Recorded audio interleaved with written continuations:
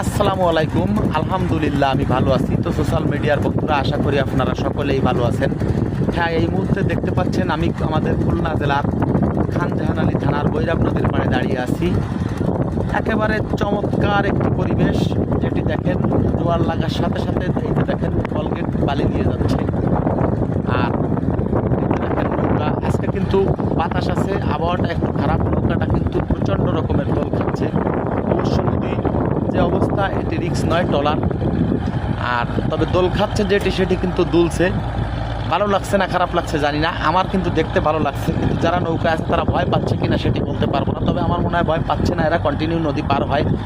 আর দেখেন বলগেটগুলা কিন্তু সারি সারি বালি নিয়ে রওনা হয়েছে, বা বিভিন্ন মাল সামগ্রী যেগুলো বলে পণ্য নিয়ে রওনা হয়েছে। অত্যন্ত চমৎকার একটি পরিবেশ। তো বন্ধুরা, ভিডিওটি কেমন লাগলো সেটি কমেন্টের মাধ্যমে জানাবেন।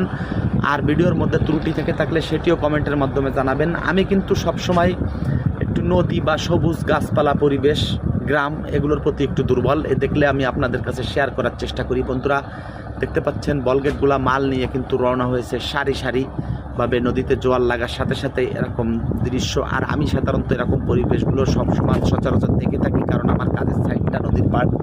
যার কারণে বন্ধুরা আমার কাছে ভালো লাগলো, তাই আমি আপনাদের শেয়ার করার চেষ্টা করলাম। বন্ধুরা, তো আবার দেখা হবে অন্য কোনো ভিডিওতে।